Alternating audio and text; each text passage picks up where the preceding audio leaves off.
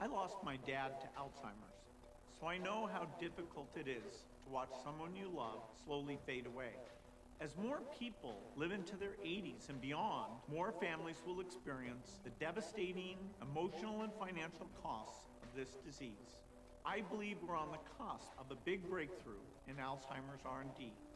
We now have a breakthrough blood test that can identify the disease sooner.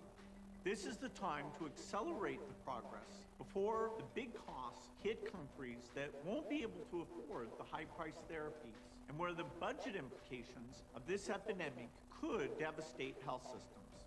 Our understanding of the brain and Alzheimer's is advancing a great deal. We're making real progress, but we need to do even more. I think we can develop an intervention that may drastically reduce the impact of the disease. This is the frontier where we can dramatically improve human life. I lost my dad.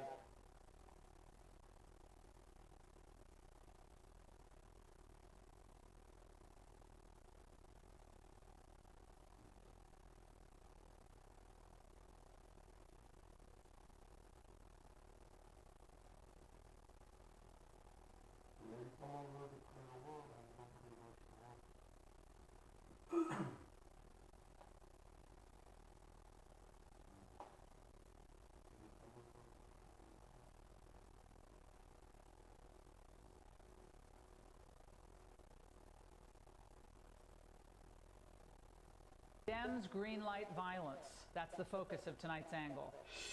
Now, as if Texas hasn't had enough to deal with, today, gunfire outside a Border Patrol facility. Border Patrol agents returned fire and subsequently neutralized, that is, killed the person that had opened fire upon that building. There were many dozens of rounds fired by the suspect towards the building and towards agents in that building.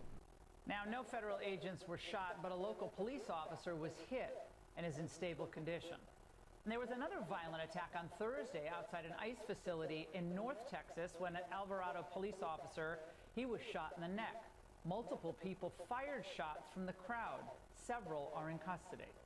Authorities say Alvarado police responded to the facility in reference to a suspicious person and observed someone appearing to carry a gun. They say one of the officers tried to engage with that person, and that's when multiple suspects opened fire on the officer. The injured officer was taken to a hospital, treated, and later released, and multiple suspects were arrested in connection to the shooting.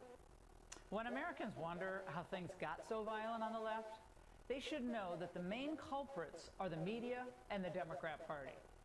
Now, remember when they set up that creepy staging at Independence Hall for Joe to scare everybody? Donald Trump and the MAGA Republicans represent an extremism that threatens the very foundations of our republic. The Republican Party today is dominated, driven, and intimidated by Donald Trump and the MAGA Republicans. And that is a threat to this country. Do you think Donald Trump is a fascist? Yes, I do.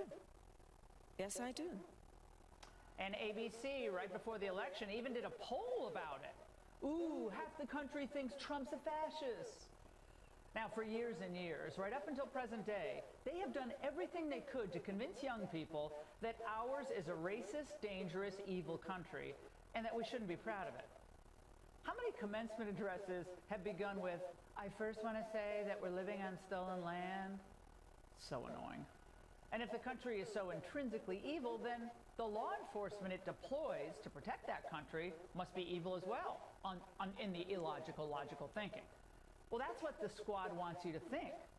Sitting members of Congress, like Congresswoman Jayapal, saying that ICE is lawless and acting like a terrorist force, that it's kidnapping people, including American citizens. It's not only defamatory, it's deeply dangerous. Why? Well, because what would you do if a terrorist is kidnapping people on American soil? You would stop him, wouldn't you? By any means necessary. We saw this with not one, but two assassination attempts on Donald Trump. And while we still know precious little about those shooters, Thomas Crooks and Ryan Roth, we know the unprecedented level of hate and the lies that have been directed at Trump and his supporters for over a decade. They're hanging out there. And unstable people, they take it all as gospel. Even otherwise reasonable people, if they're led to believe by trusted news and political sources that Trump is truly evil and that he's truly a fascist country, then isn't armed rebellion the only answer? That deranged individual wearing full tactical gear who tried to ambush the Border Patrol today in McAllen, Texas?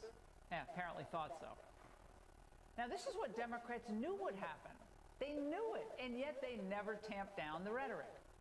Not after city blocks were burned during the Floyd riots. Not after the Trump assassination attempts. Instead, they kept spewing the same lies, encouraging confrontations with law enforcement. Some of the most inspiring things have been when people encircle courtrooms and refuse to allow ICE agents in. There are all kinds of nonviolent resistance tactics that we have to use. She throws in the nonviolent resistance lingo as cover, but we know that she knows what she's doing. Democrats' choice of language, though, is deliberate. Listen closely, and it's coordinated. Masked agents of the state in unmarked vehicles are terrorizing communities. They are disappearing. A little app told Axios, deal for the illegals that remain here. Now,